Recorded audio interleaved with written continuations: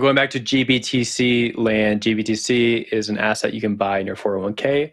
It's basically a Bitcoin-backed ETF-like product that's now trading at a 50% discount to the net asset value of itself. Why does this matter? Well, GBTC is often a way that a lot of people get into crypto for the first time. They purchase it and they put it in their 401k.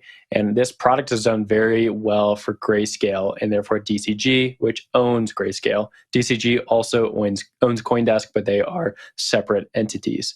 This discount has been a huge problem for crypto. It's actually led to a lot of firms blowing up. This product used to trade at a premium, meaning that the value of it actually was greater than the underlying product itself, which is Bitcoin in this instance. And ever since it went to a discount, a lot of firms were underwater because they're holding GBTC. It went under, and the value of their collateral went under. So we saw this with Three Arrows Capital. We saw this with a few other hedge firms in the space.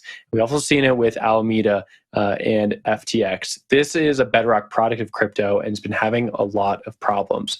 Why did it dip to 50% discount? Well, because the SEC once again on December 12th said that they're not going to roll this into an ETF.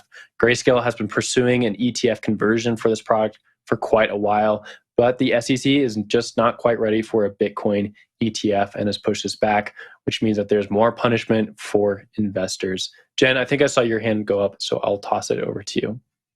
Yeah, I don't have any super hot takes. I just wanted to add some information here. So the article mentioned that negative sentiment around the trust, right? And Will, you brought that up a little bit. And at the end of last month, when all of this FTX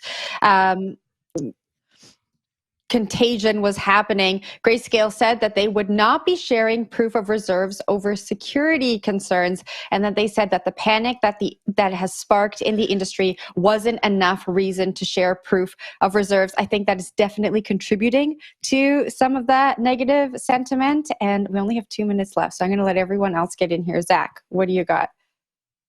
Yeah, I think the bigger picture here is, DCG, right, which owns CoinDesk, which owns Grayscale, which owns Genesis. Genesis took a huge hit in the wake of Three Arrows Capital and in the wake of FTX and halted withdrawals and is potentially on the cusp of bankruptcy. Now, DCG has stepped in to assume some of those debts. I think in the broader market, there's a lot of fear that DCG might not be able to weather the storm fully intact, whether that includes Grayscale or other assets under the DCG umbrella. So that to me is sort of the broader context in which we see this unfold. But yeah, GBTC has been foundational to a lot of the blowups in the space. And I think people are rightly starting to wrap their heads around what this GBTC carry trade meant for some of the bigger shops out there that were trading this perhaps a bit recklessly and taking on debt to do so. GBTC, again, is a foundational thing to the crypto space, as Will rightly mentioned, but it's burned a lot of people by the way that it's been executed in tandem with Genesis and other crypto lenders who facilitated taking on some additionally risky bets. So GBTC is going to be interesting to watch as it relates to this DCG saga unfolding, and I think that's probably what's going on in addition to some bearish sentiment across the board about Bitcoin. But I'll toss it to Wendy in case he has any thoughts on this one. Bitcoin capitulation incoming. That's all I've got, guys. Oh my goodness. She's going to get us under 10K before you know it. That's wild.